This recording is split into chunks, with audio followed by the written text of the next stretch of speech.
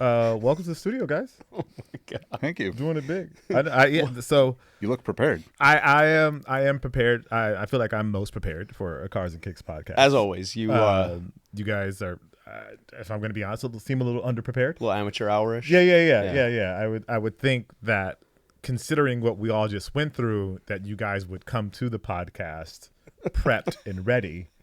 But I guess I'm the only one here, which is great. I mean, that's cool. I admire your commitment to the podcast and to the character. Yes. So I'm not gonna even try to defend myself. I'm just gonna take it on the chin and say, yeah, you're right. Like Nick and I, it's a major fail, not showing up with a. Honestly, I probably should be wearing that around LA traffic. I mean, it's probably safer for me. Wow. I don't think he's taking it off since we left. All right. Let's get into the pod. Welcome everybody. I'm Jacques Slade. Intro. I've been so in my car zone that I didn't really. Let's see, what can we go here? You're listening to the pod with Erik, Nick, and Jacques talking about cars and kicks, and this is where you get your fix. Thank you. Nice and short. Keep it nice and short this week. Nice and short this week. Nice and short this week. I like that. What up? So we got a ton of things to talk to you guys about today. Went a couple places, did a couple of things. Hence the helmet. Because I'm fully prepared. I'm all over this. Drove some things. Yes. Talked to some people. We did. We had a lot going on in the last week. Jumped on some planes. Yeah, I mean that's for those of you that have been following since the beginning, we appreciate it. Yes, we missed last week with the episode. That was because we were in the middle of all of this stuff, all the things. And Jacques has slept in that helmet since we got back from what we will talk about, the Discount Tire Treadwell experience. I think it's safe to say, Nick, that we finally got Jacques on a track, and I think he liked it. I think so, too. I did. And we'll get into that. But let's do all the intros. I'm Jacques Slade. You can find me at Cousteau. I am the affable idiot here on the show, but it would be nothing without these two guys here because they're the glue. They're the subject matter experts. Like, they're the real reason that you watch this podcast or you listen to this podcast. I'm really just here as a third leg. So without further ado, I'm going to pass it to Nick, and I'm going to take this helmet off because it's squeezing my head now. My name is Nick Engvall. I'm kind of the resident car guy, sneaker guy, kind of play in both worlds, kind of try to keep these guys in balance. Jacques being more of the sneaker guy, and our guy Erik, more of the car expert. Erik. Yeah, that's a badge I wear with honor. I am the resident car guy here. I know a little bit about kicks, but these are experts here, and I just kind of want to make note of something you probably have noticed. We are not remote today. We're not guys. remote today. We're actually all in the same city at the same time. We're out in LA, which we came out for a couple of other events. We'll get into that in a minute, as we mentioned. But I gotta give super shouts out to the people that let us use this studio. Very kind. No, spoiler alert, I am not gonna be in Blue Beetle nor Cobra Kai. But for those of you that follow those shows, probably know where we're at. We're in the studio for Los Lobos, another podcast hosted by Xolo Maridueña and Jacob Bertrand, both from Cobra Kai. So I had to give them some big love for they're in New York at the moment, and they let us use their home. So thank you guys for that. Thank you. And yeah, we did dress it up a little bit. We got we threw some sneakers. Tried to make it our own. But double and triple spoiler, Nick and I aren't going to be in Blue Beetle or Cobra Kai either. So just want to put that out there as well for anybody that's in case you were on edge waiting for just waiting for that announcement. I mean, I don't know. Look, James Gunn, Jim Lee, all you guys, if you're watching, you know that I'm now unemployed because our show is, it's airing right now, but I'm not filming anything. So if there's another Blue Beetle and you need like Xolo's older uncle, like, I'm around. Just saying. There you go. And if you need like a store clerk, they can come into my liquor store. I can deliver coffee. Whatever you need. We got it. Yeah, we just wrote ourselves in. Yeah, we just wrote ourselves into the script. Thanks, guys. So no, we got a lot to talk about, as Jacques mentioned here. It's really exciting to first of all to be in the same room together. That's awesome. But all of this kind of happened because of the podcast. We're starting to get invited places. We are on the way, folks. And last couple of weeks have been pretty exciting. I guess first and foremost, we'll start talking about the reason you were wearing a helmet. We got invited out to San Antonio, Texas by the folks at Discount Tire. Shouts out to them for an incredible experience. They're calling the Treadwell experience. And we got a lot to recap there. As we mentioned, it was Jacques' first time on a track ever.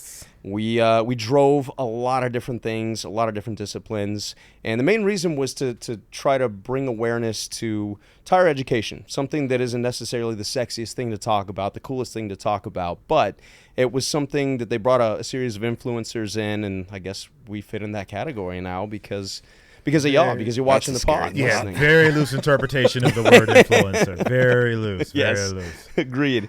But yeah, I kind of want to go to Jacques first because again, Nick and I have both been on track before. We've experienced things not quite like this event. But before I get into like the nerdy car guy elements of it, I want to get Jacques' like knee-jerk reaction to everything. How was it, man, being out there in something like that? Because you've never been to an event like that. I've never been to an event like that. I've obviously been to like sneaker events and stuff like that before. So this was the first time experiencing something like that, and it was like exhilarating. Like your blood gets pumping. I was nervous. I was 100% nervous at first, and I definitely took the driving Miss Dave Z approach to when I first got on the track. Because, I don't know where my skills lie. I like to think that I'm a good driver. In my brain, I can make it happen on the 405. You know what I'm saying? Like, you get me on the 405, I'm a problem. You know what I mean? But when it comes to actually getting on a track, and not only, it's not like you're not by yourself, first of all, so there's an instructor with you. Very important note. They do not trust me to be alone really? in a car. I got to drive by myself. Nick, did I you? didn't. Yeah, see, so yeah, somebody in here got the exclusive treatment actor. But yeah, I had an instructor, so that made me even more nervous because I'm thinking like while I'm driving, I was like, he's judging everything that I do. Because we had to do like these tests, and we had to do like these brake tests, and then we had to accelerate to a certain speed, and like I couldn't even get the car to stay at a certain speed because I was so nervous. And he was like, "Oh no, you can speed up," and then I speed up, and then I just shoot past the targeted speed. Then I try to slow down, and I'd be so focused on slowing down that I wasn't paying attention to what he wanted me to do in the car. So it was just a lot going on. But after those first couple of times, I started to get a little bit more comfortable, and then I just got overconfident. So that's a thing. That's a thing that happens real quickly. And to be fair, like I've never been in an event like this. This was totally one of a kind. But I've been in a car with an instructor before. Like you still get that nerve build up, right? Yeah. And I'm sure you even get it to a little extent, even just in the like. You got to feel out what the car is, right? Right. Yeah. And I think that's the nerve just changes from like the guy sitting next to me to how is this car actually set up? What's it actually look like when I have the pedal to the floor? Yes. And I got to feel out what the tires are like, what the brakes are like, all that kind of stuff. Right. And I get a little bit of that. It's a little different because I think on my end, because I have so much experience behind the wheel of a car, having raced various things for 25 years, Victor, our buddy Victor at ID Agency, who set all of this up for us, I think he oversells me a bit. So he'll tell the folks at Discount Tire, the people, the instructors in the car, like, oh yeah, he's raced a lot, blah, blah, blah. So I get in the driver's seat and I'm like, yo, do they expect me to be Lewis Hamilton right now? Because it's not going to be that. Like I'm rusty and I'm old at this point. So, for me, there's those bit of nerves where it's like, okay, the other part of it is like you're not in a race. You're not trying to set fast laps or anything. You're trying to experience, in this case, you're trying to experience the tires and the testing the Discount put all of these tires through to then, create data, and we'll get into that in a minute, for their Treadwell program to educate consumers. But, for me, it's like, okay, if I go out there, like my 60-70% is a lot faster than your average non-race car driver's 60 or 100% even. Yeah, right, so it's like, okay, is this instructor going to start yelling at me? Like, because I've had that happen at an event before. We were at Vegas Motor Speedway doing something with a Lamborghini Super Trofeo and then a Porsche GT3 Cup car, and they had a right seat guy, and he started freaking out on my outlap. He's like, whoa, what are you doing? I was like, bro, I'm just trying to get a little heat in the tires and stuff. No, you can. So anyway, I've had this happen before. But no, these guys, everybody that they brought out of Discount Tire was super professional, super cool. Really great. And they knew how to handle, the varying elements. There was probably, if I had to guess, there's probably 60 different people out there, from the automotive world, influencer world, journalists, etc., maybe even more than that. And all from varying levels of experience behind the wheel. And I felt like they were able to educate those that hadn't experienced anything like that, and also accommodate the folks like me. There were some of the automotive journalists out there. Jason Camisa was out there, and some of those guys can really wheel a car. Yeah. And they didn't rein us in too much. They kind of let us have the full experience, which was really cool. Yeah, something that I noticed, there was definitely different levels of driving.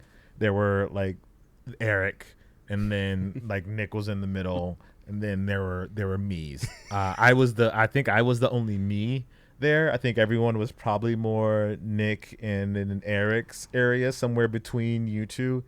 And I think I was probably the low man on the totem pole, which I'm comfortable with. I get it. I'm new to the scene. I felt like a lot of other people had, everyone there was car people. Yes, they were all very into cars, either whether it's photography or events or builders or whatever, customizers I should say. Now, is it builders or customizers? Both. Yeah. Both. Builders, customizers, racers, all of those things. And I am the sneaker guy. I will say I'm super proud of you for a couple of reasons. Thank you. I legitimately am, because there was one time. So one of the vehicles we got to drive was the new Lotus Emira, which was awesome, on a half road course, half autocross course. And I looked out there first, and I was giving Jacques shit, not to his face, because why would I do that? But I'm talking to the other guys. He's out there, and I was like, oh, who's out there? Can you tell him that you can go faster than 25 miles an hour? And anyway, I'm having a conversation. I look out, a couple laps later, and I'm like,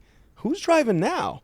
And it was Jacques. And you got some confidence there, and you started picking up some speed, and it was pretty impressive. And I will say, I will not name names, but you were not the one that put the Jeep into the tree and the dirt course, nor did you loop the Lotus off into the dirt. Neither one of those was you, so give yourself a little more credit. There you go. So, I think it's because I think it's called quick learner. I think that's what it is. But, you know what I'm saying, guys? Let me not get too much confidence. But no, only reason I got more confidence in the Lotus was because, so I did it.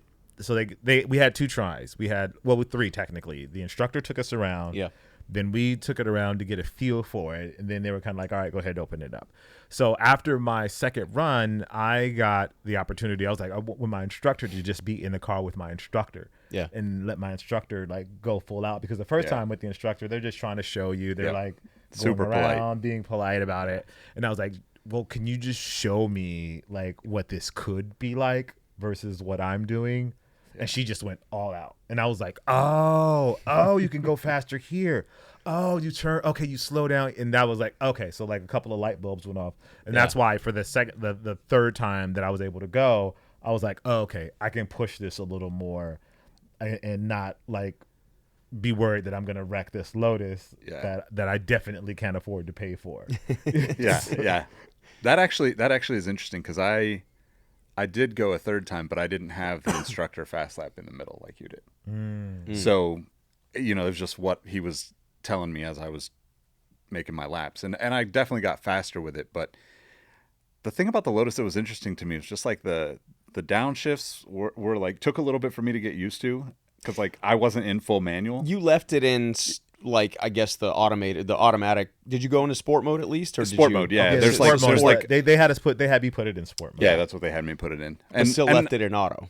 Yeah, and honestly, I probably wouldn't have gotten. It's probably better that way, because I wouldn't have gotten familiar with the car that quickly. I don't think, just because I haven't driven its paddle shifts. It's hard too to familiarize. It's a circuit you don't know, a car you don't know. Exactly. Yeah. Yeah, I definitely. If we had to do it in manual, it would have been a nightmare. It would have been a nightmare. I was very glad that I got to do it. It is cool though that you got to experience. I don't know what level of professional, driver accolades your driver had, but those are all tire testers out there. Yeah. That's what they do. So they know these circuits, they know the vehicles, and they can push them. And it is really cool. I can imagine. It's a lot like you've been to a lot of basketball events and golf events and things like that, and you feel like you've got some skills, and then you go out there on the court with somebody who can really play, or out on the golf course with somebody who can really play, and the next thing you know, you look at the scorecard, and they're like 4 under, and you're like 12 over. Yep. You're like, wait a minute, what happened? So it's similar to that, I guess, where you get to see, oh, okay, this is what you can do with this type of equipment and everything, which is, it's cool. It's like those guys that always talk trash online about basketball players, like, oh, he missed that layup. Oh, he got this. Like, bro, you can't even be in the same gym as that dude. Like, we call it in the car world, we call them bench racers. Yeah. They just sit there and talk shit. And... Yeah, you're not even close to being in there. But I mean, all of that to say, like, the whole reason we were there was to test tires. Yeah. Absolutely, which is something that I didn't know was a thing. But it was cool. It was actually pretty cool. I learned quite a bit about the give and take from performance tires versus winter tires versus rain tires versus comfort tires. Like, there's all these different aspects to picking your tires, which I would have never thought about, which I should probably feel shame about, because I do that when it comes to sneakers, and I break all that stuff down when it comes to outsoles on shoes. But I never really put it together when it came to sneakers. But it was made so plain by the folks at Discount Tire. So kudos to them for putting it together. And it really made me think about the next time I buy tires, like, I'm going to be like an annoying customer now. Like, I know enough where they just can't be like, oh, here's the cheap ones. I can be like, well, what's the rating on these? And what's the SAE rating on these? And they're going to imagine going to look at me like I'm a crazy man. Well, go ahead, Nick. I was going to say, absolutely, man. I mean, I don't know how many sets of tires I've bought throughout my life, but like, it's got to be 100 plus, right? Over the course of time. Sure. Yeah. And like, even me as somebody who is like into the stuff, maybe not to the level of Erik where he's on the track and really can feel but I've been in cars with full race tires. I understand that concept. And I would say, I've told them, I'd say I'm probably like a 7 or 8 on the commitment level of tires.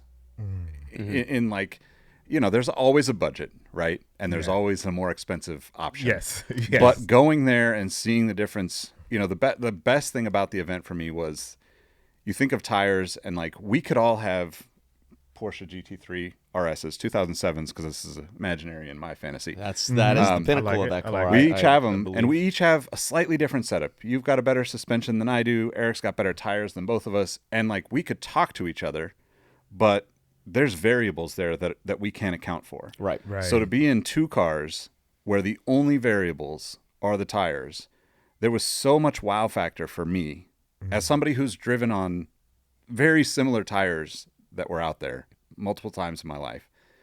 It's like, okay, I definitely need to step my game up. Like, level 7 or 8 is not good enough when buying tires. I need to be at like a 9.5 or higher on my commitment level, because it was that powerful for me. What's great about that feedback and everything is that's exactly what Discount Tire was kind of trying to get through in this whole Treadwell experience. Is, if you go on their website, they have the Treadwell. It's not really an app, it's on the website, but you can go in there, you can kind of plug in, what car you've got and all that other stuff. And it goes beyond, they've had that for a while, where it'll tell you what size tire you need. Because let's be real, the vast majority of people that aren't car people have no idea what a 255 4018 is. Like, what is the section width? What is the profile? What size wheel? So that was the initial thing, is, okay, let me plug in what car I have, because I don't know what size my tires are, and it'll tell me this, and it'll give me these options. But where it goes like down Car Geek Alley, in my opinion, is through this Treadwell process, right? So this whole facility, it was a 900-acre, something like that, they said, facility. Massive. And they had everything from a 2.5-mile road course that had banked turns to kind of simulate on and off ramps, the reflectors in the road, the simulated potholes, the asphalt, concrete, different things that you encounter in day-to-day driving they have on this particular road course. And what they were, Jacques and Nick were talking about with the kind of dry and wet, that was our first stop. they had one side of the track that was a dry lane, another side that was a wet lane, and two identical BMW 3 Series, two different tires. And they had us make some laps to, try to notice the noise in these things, how the tires slap when you're going over the different, joints in the pavement, etc. But the biggest thing, and I think all of us, me included, was what a difference it makes in like stopping, especially in the wet. Yeah. They had us go up to 70 miles an hour, slam on the brakes, and they have a Race Logic box in the car that measures stopping distance.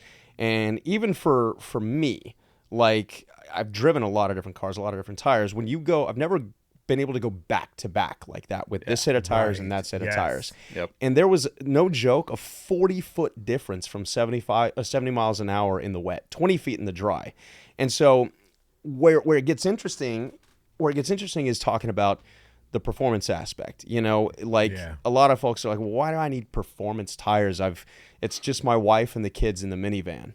That's exactly why you need performance tires, is something that will work in your environment. If you're in the Pacific Northwest and it rains a lot, 40 feet stopping difference in a panic stop situation is the difference in you stopping short of hitting somebody or going completely through the car in front of you and probably into the next one. Yep. So things like that your average consumer, even us, we don't have access to a facility with all this testing and everything. And so that's what Discount Tire is doing, is they're testing for all of those variables.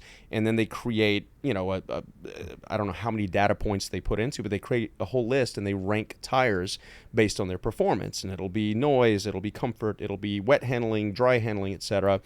And the idea behind that is it can take your average consumer down this little mini rabbit hole without having to have them experience and say, hey, this is what we found. These are the highlights of this tire. Those are the downsides, vice versa. Because you can have one tire that's really good in the dry, not so great in the wet. One that's pretty decent in both dry and wet, but you would never want to drive in a snowy, icy situation, or vice versa. And so that's the cool thing, is you don't really have to think about all that when you go to the website and you look at that. They've done all that for you, which is really cool. And one of the things Jacques was mentioning with sneakers, he, breaks them down and everything like that. And you had a question at one point that you posed to the Discount Tire people, and because I'm who I am with my geeky car knowledge, I chimed in to answer before they could. But it was a really good point. Like you were asking about, the tire tread and why this tire stops better in the wet versus that. And my explanation was basically, okay, squeak your shoe on the ground right now. Yeah. And then I'll squeak my shoe on the ground. And Jacques was wearing Jordan 1s. I was wearing P6000s, a running shoe or something.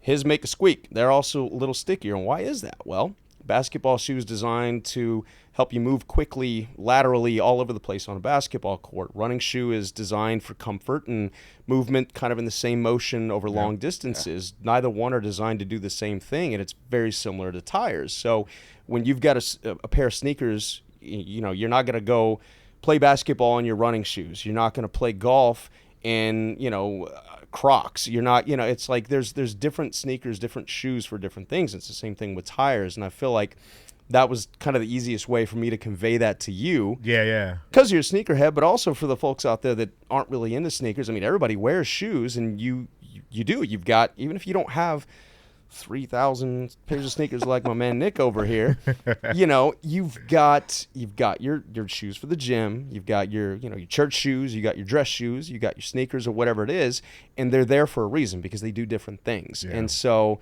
that was kind of the cool way of explaining this whole Treadwell experience in layman terms is, pick where you live, what your driving style is, go online, look at all that, and you can make an informed, decision based on all of that stuff. Yeah. I think what was really interesting too, like you said, 40 feet and 20 feet, 40 feet in the wet, 20 in the dry, kind of differences in your runs. Yeah. Similarly, Jacques and I were in those cars together, and we had very, very similar numbers. Yep. And I think I was taking it a little bit quicker, but all up and down to have a very similar 40-foot, 20-foot difference in that is telling to the level of driver, the level of speed, the commitment to getting on it. Right. Really is a very good overall general view of tires. That. I think that's the thing for me.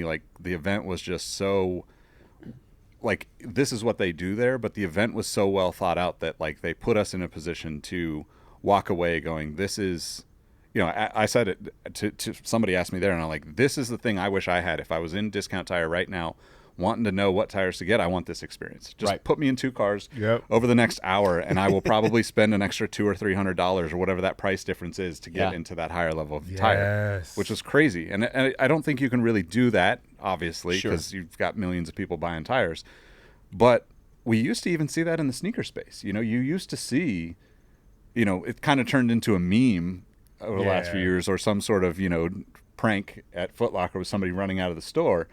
But it's been a while since we've seen like testing of shoes outside of like running stores. Small running stores always do a great job at that, and they stick to it. But those have become fewer and fewer, and they become a part of the bigger entity, and then you lose that actual comparison that consumers get. That detailed testing of the product. You don't get to do that really with shoes, especially because to be fair, the most shoes that people buy today are just to wear. They're not doing anything performance oriented, even if it is a performance shoe. So you miss out on. Let's be fair. If you go to REI, they got that little fake rock thing you can climb in the middle of their shoe display.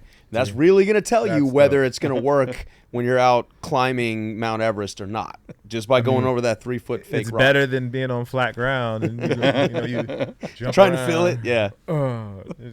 it. So I get it. I think one of the things that was really fascinating to me was the tread stuff. So I would, because in the sneaker world, you never get an outsole that's completely flat. That has no ridges in it. Like a slick tire, for example. Like I would think that was a slick tire, but they were saying the more ridges you have in the tire, the less ground contact you have, and so you lose some traction with the ridges, which made me think of F1. And like I always wondered why they were putting like these what looked like super slick tires on F1 cars. And like why don't these things have any tread in them? Why aren't they slipping all over? But they have better traction when it's flat like that, which was it was just not. It's just putting more of. Think about this. Like cars are, you've got an engine, you've got suspension, you've got all these mechanics involved in that. Just like the human body, we've got muscles, we've got our lungs, our hearts, are all these things that do different things. But no matter what the body's doing or the car's doing, the contact area is what allows us to move. Right? If you're running, if you're jumping, if you're playing basketball in a car, you're not doing. You can have 1,000 horsepower if you don't have the proper tire. You're not going to be able to put that to the ground. So you're not going to be able to do anything that the car was built to do. And to your point, it's like if you look at the bottom. I'm not going to get up and get it, but if you look at the bottom of like a Jordan 1, mind you, that's an old school basketball shoe, but a lot of kind of the zigzag pattern and the multiple, not layers, but there'd be, 100 different sections with these different, kind of tread patterns, so to speak, on the bottom of a sneaker. They're designed that way for a reason, again, for lateral movement, etc. And the compound too. Like again, why does your basketball shoe squeak and a running shoe doesn't squeak? It's the silica content, the carbon content, whatever it is in the rubber itself. All that factors into what you're going to be able to do as an athlete or a wannabe athlete or just a human being trying to go out and walk comfortably. And the same thing with the car. So it was really cool, man. And then, just aside from all the educational thing too, the fact that they allowed us full access to this 900-acre facility. Like we said, we got to drive the Lotus Emira. We got these 3 Series. We went out on a big wet skid pad. 15-acre wet skid pad. You're gonna have to chime in or tune in to see the kind of the whole footage. We got a whole bunch of content here for that. But if you're watching, I'm sure Nick will put some here showing us. Yeah, doing crazy right here. things. How do they do it on YouTube? Right here. But I got to in that one. I took Nick out in the back seat of a 3 Series on the wet skid pad. Bless his heart. With the little Osmo trying to get some footage, and we were, I was doing my best Tokyo Drift impression, and his helmet's going back and forth in the back of the car. But it was a lot of fun. Again, them letting us do that and really experience what the tire difference is, like, because on those Michelins, I could throw it out there, not quite as big of an angle, and I could control it more. And then the Bridgestones or whatever it was that we were on the second time, it was like I was on ice. It was all over the place. Going back to your minivan example, if you have a wife and kids in the car, or a husband and kids, or a partner and kids, whatever your deal is, if your kids are in the back, they're probably throwing up in that first car because I was close to it. He did get out before I went and did another run. Yeah, it's like we don't need this footage that much. We got enough footage. So gotta if know. you We don't gotta see me know. throwing up, just remember that was because I committed to not having that footage. Yeah, it's really impressive. The differences are like you just if anything came out of that trip for us coming back and to talk to the audience, is obviously that's why they invited us, because they want us to tell you guys things. Yep. It's pay attention to the tires you get for your car. Don't just Absolutely. go for the cheapest thing. Do some research, whether that's on the Treadwell platform and you look it up there, or you look it up somewhere else. I implore you to do some research. Or shoot me a It'll make DM. big difference. I'll give you way more tire info than you probably Yes, want. or if you want to be overwhelmed, Yeah, reach out to Eric. Yeah, He'll give exactly. you more.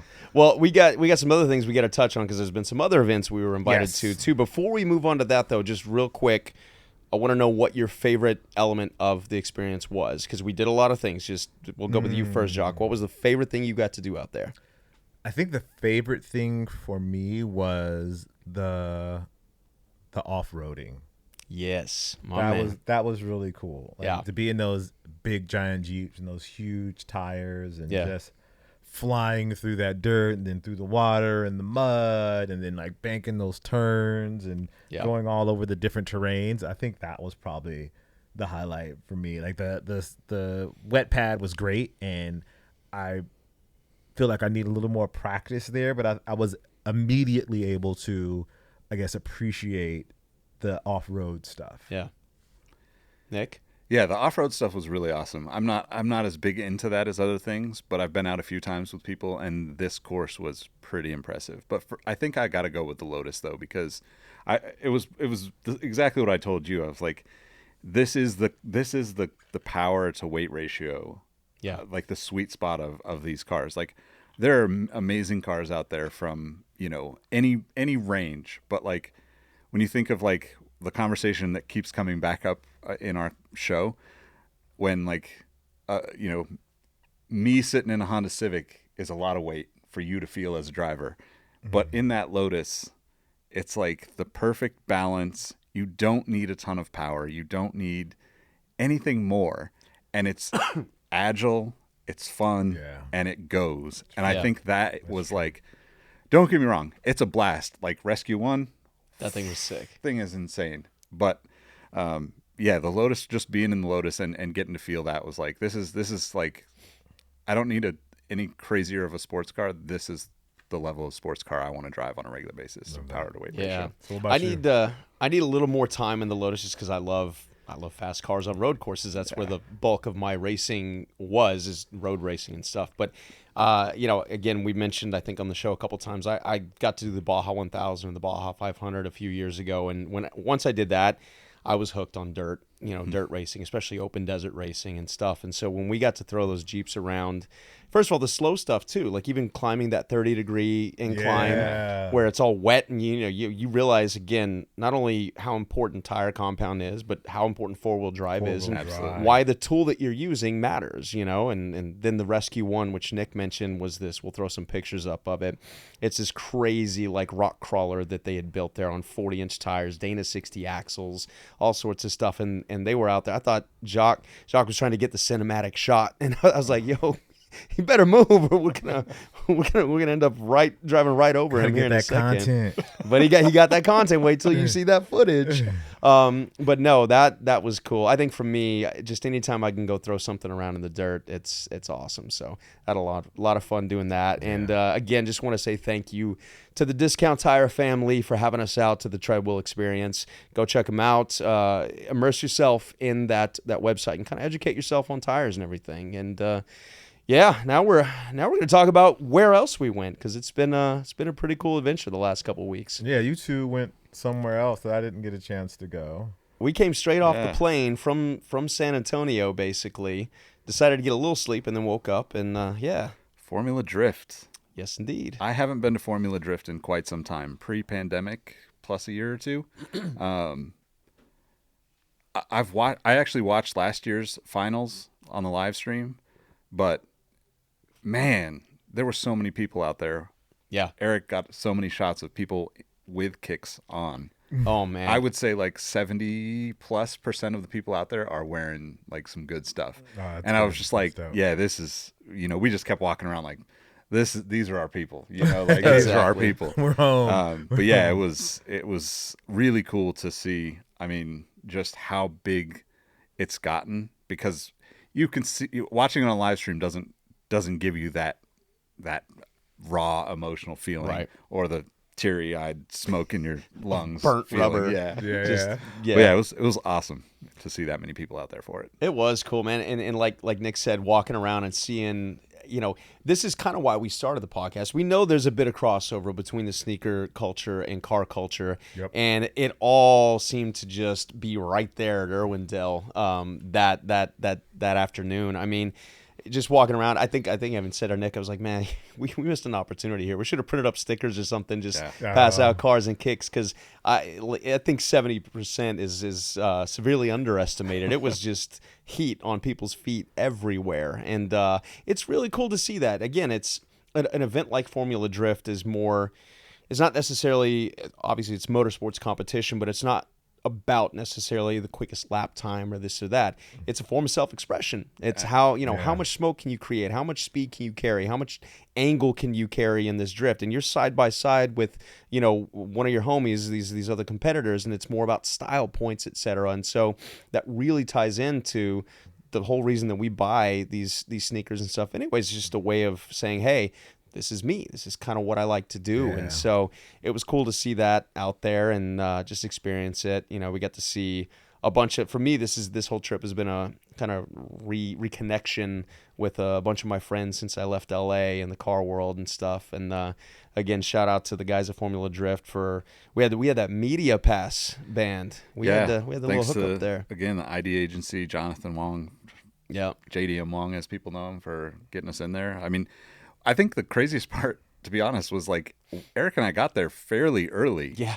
And the line to get in was like... It took us like 30 minutes. At least, yeah. Wow. It was a lot. So, it's just great. I always come back to it. I told you this, I think, on the plane at some point. But I just am so infatuated with the idea that people are like... These people are out here having fun, drifting their cars around, just showing off, and money is given to them to go do that. Same thing on the racing thing. It's like, it's just such a cool thing to me, and to see all the, the little kind of mini car show that was going on that we walked through. We put a bunch of stuff on the social from that, and just to see all the different levels of it too, because you have, obviously guys that are, this is their professional career. But then you have I'm drawing a blank on his name, but the kid that's 14, rookie of the year this year. Rookie of the year, like 14 years old. You're 14 years old, man. That sport is going to be massive in 5 to 10 years, because look at how young people are getting into it. Like, just think if you might have raced. How early? I started at like 15. Okay, so which is kind of late by driver standards. So I never got into racing because honestly, I love driving, but I don't. Like, racing is not necessarily my thing. Like, I'd rather be a part of the organizational aspect of it and the business side of it. But I love cars. I said before, I bought my first car at like 12 and a half. Like, it wasn't running, but it was cheap enough where I had saved up enough money and like try to get it working. I love that. But racing was just never my thing. I mean, we don't go street racing. I never did that. But never did it either. Seeing the fact that these guys are out there at 14, 15 years old on a professional level drifting, and just thinking about what that could be for the sport of drifting, because in racing you can get in a cart at 8 years old. Enzo's in a cart. Enzo's in a cart at 6. He's not competing yet, but he's driving at 6 years old. But he'll probably be competing within a year or two. Like, that's the inevitable next step if he's got a dad like you, right? So it's like, that to me is just like such a cool thing to see. Like, imagine if we could do that in sneakers and be like, oh, my nephew turns 12 next year. He wants to be a designer. Yeah. And we had a way to like bring him into the minor leagues. And like, that's a crazy opportunity that just doesn't happen in many places. It was cool. I saw on the feed, again, we're recording this now. It's probably, you'll see it next week-ish, but at COTA, the Formula One race at COTA just happened this past weekend.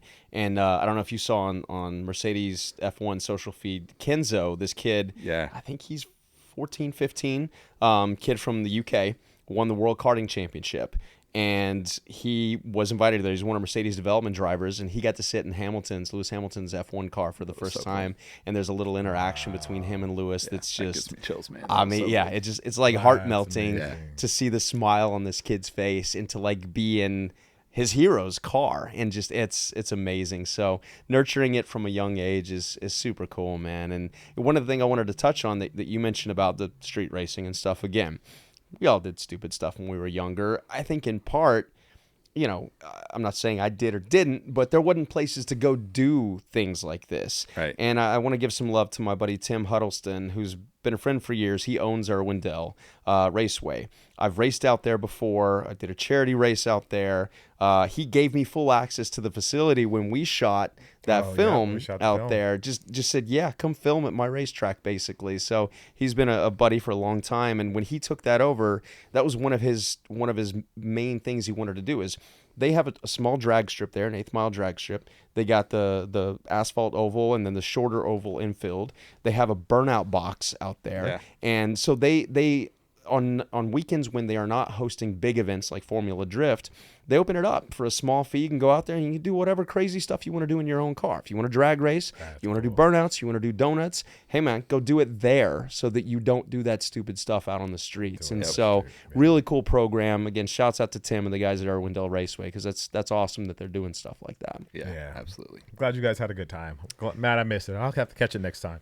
You will, but you Jared did to get us out there. Yeah, Jared Deanda, shouts out to him. It was his birthday last week too, so happy birthday. Happy birthday, Jared. He's going to be coming on the pod soon. He's hyped about this. He's another big car guy, sneaker guy, golf guy. So we're excited to have him on here pretty soon. But yeah, we I guess to kind of wrap things up, there was a final event that we all got to go to here in LA together. Jacques did get to go to this one. Jacques, I did. Intro that for us. I did. So we got to go to an event called Cars and Kicks. Cars and Same Kicks. name as this podcast. Yeah. It was an event put on by Hype Beast, or I shouldn't say Hype Beast, Hype Drive. Hype Drive now, there's subsidiary. Hype Drive and Jeff Staple. It was out in Santa Monica? It's technically Brentwood. Yeah. It's Brentwood? like Olympic, just west of the 405. Brentwood, Santa Monica area. Ish. West LA. Lots of cool cars. So Jeff and a couple of other people, they put on a talk inside, but I think a lot of the action was really happening outside. A lot of people just pulled up in their cars, and like a couple of car clubs, I've seen them come through with their cars, and then everybody kind of hopped out with their sneakers, like their matching sneakers, kind of matching to their cars. Which was a cool vibe, and the reason why we exist here, kind of talking about those same things. And it was really, really great. Tons of great people. A lot more people than I expected. I really didn't know how many people were going to be there. This is like my first like cars and coffee sort of style event. So I wasn't sure how many people were there, and it was a lot more people than I expected, which was really dope. Saw a couple people that I knew that I didn't even know were into cars. I was like, oh, whoa, what do you do? Had a handful of fans come up and be like, oh, are you Jacques Slade? I don't know if that's necessarily it happened. It happened. Yes. I don't know if that's Don't be accurate, humble, my man. But we got to. It was a very cool event, and then these two guys came while I was stuffing my face with tacos and quesadillas. They had birria tacos there, so I was being a fat boy. But it was great. It was a really cool event. Enjoyed hearing Jeff and everyone else talk about their experiences with cars and kicks and the history behind them and why they mean things to them. And it gave me it helped solidify why I think this podcast works so much, because there's such a mutual interest between the two and ties between the two that it really shows and makes what we're doing something that's really truly special, because I don't think anyone's really spoken to that part of us, and that part of car people, that part of sneaker people, and the people that are in between. Yeah, it was cool, man. I mean, again, Eddie over at Hype Beast, who's now developing Hype Drive and everything like that. he kind of put this whole thing together with another buddy of mine, Michael Rapetti, who owns the Motoring Club. That's where the event took place. And I've known them for a while. Eddie did a really cool piece on me. I guess it was a couple years ago, before Hype Drive was a thing. Hypebeast was doing a driver profile thing, and we did a really dope shoot with my GT3 Club Sport up in Canada on the back lot, Superman and Lois back lot. So like I pulled the car out onto our fake town, Smallville. I threw my character Kyle, threw his Kansas license plate on the back of the 911, and cool. we did a really dope photo shoot out there, and they did a driver profile on me for Hypebeast at the time.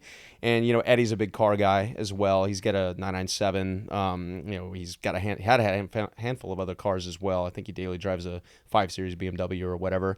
And he started doing this Hype Drive thing because he sees again the crossover of culture, fashion, sneakers, etc.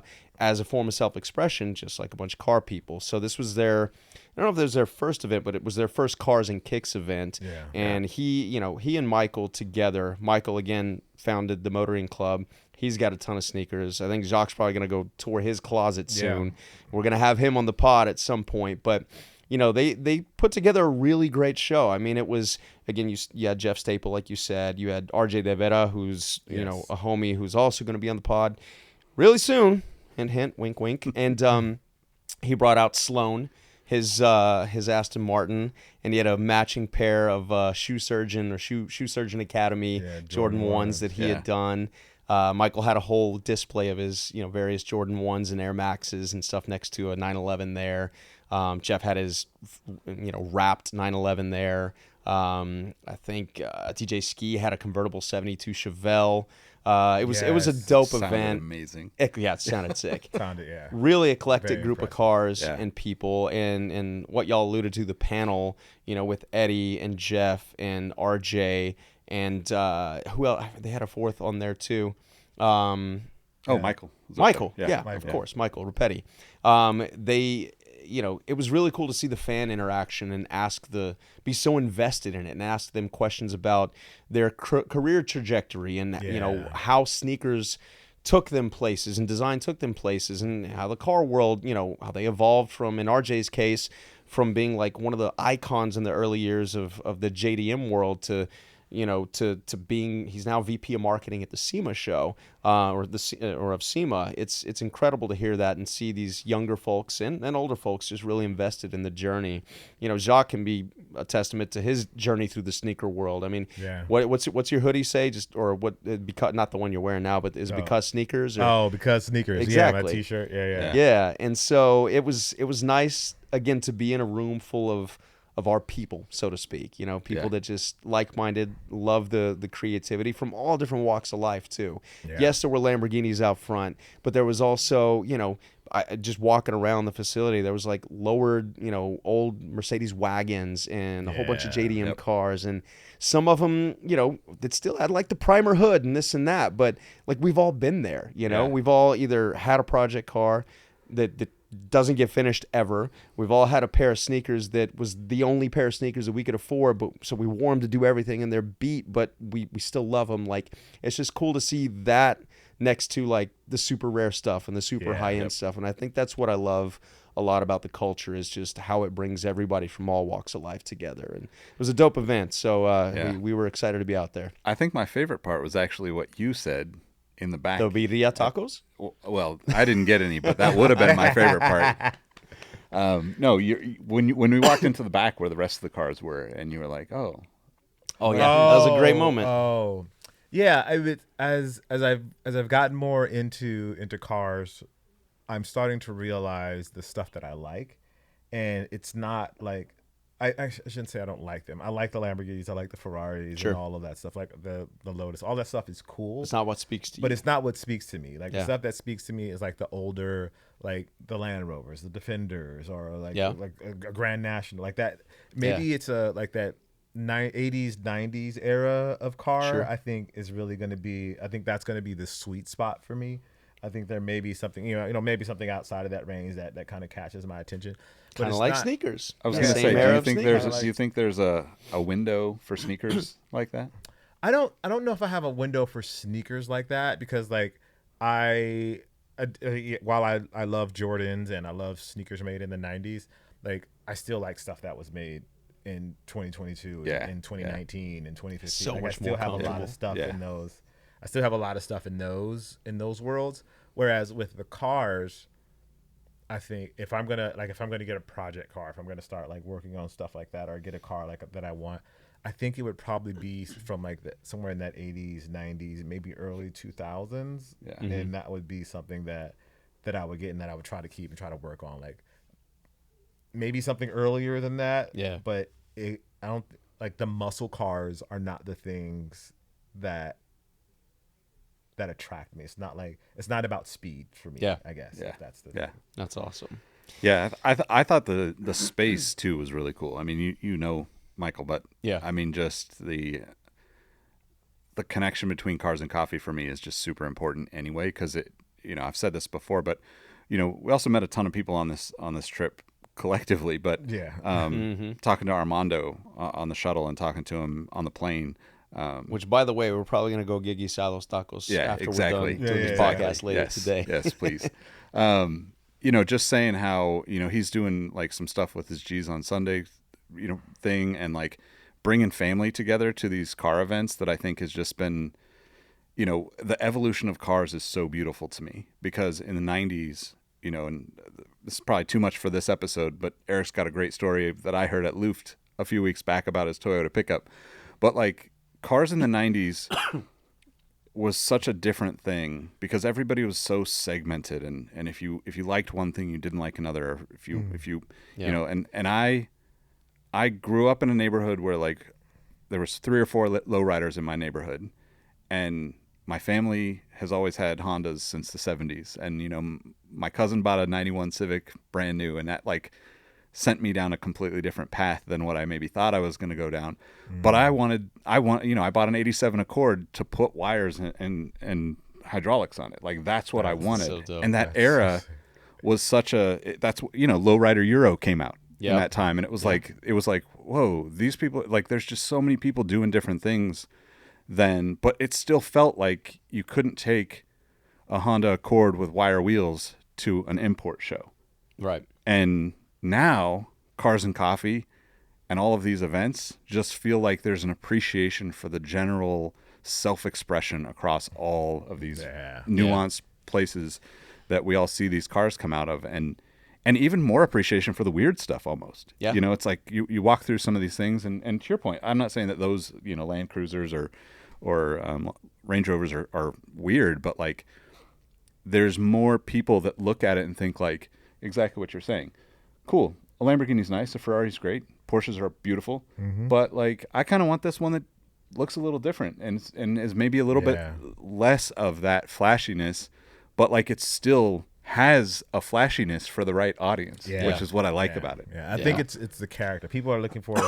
I think in general, people are looking for things with more character. Yeah. Because even at the Cars and Kicks show, the like 2 guys pulled up in like the matching yellow Lamborghinis. And it was like, all right, guys, cool.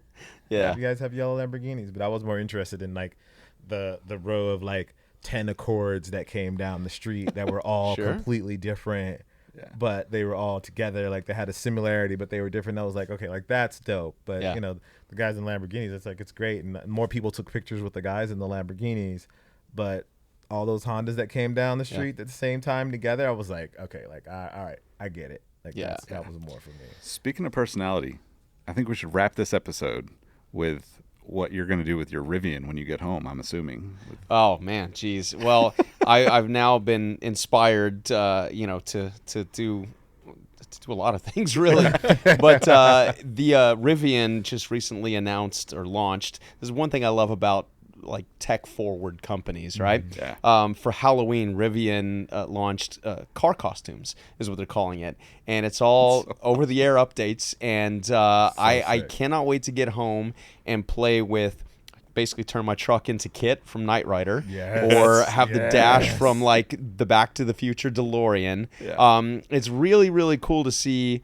This is a whole new era of car makers, right? Like, you couldn't do stuff like this back in the day. The technology didn't exist. But now, to think that I get to go home and just hit a little button. I can probably update it from my phone, so when I get home, Yeah. I've got the whole Kit Knight Rider dash to play with on my so cool. truck. They got the whole on the front light bar and everything. So I'm super stoked about that. Yeah, the like kid in me that grew up in the 80s watching David Hasselhoff and just whip it around in super pursuit mode. I'm gonna go pretend I'm him for a bit when I get home in the Rivian. But yeah, man, it's been a really cool couple of weeks, and then I'm looking forward to what we got coming up and the lineup of guests that we've now that we've been doing this a while, we've talked to a lot of people. So many people really excited about being a part of this. Yes. So the lineup of guests that we got is super dope. Looking forward to that. But yeah, for now, again, I just want to give one last shout out to the Lon Lobos guys for letting us use their home for this podcast. Thank you. Appreciate and it. yeah, maybe we'll get one more before we all go our separate ways. But thank you guys again for watching, for listening. Y'all let them know where we can find us. Where they can find us.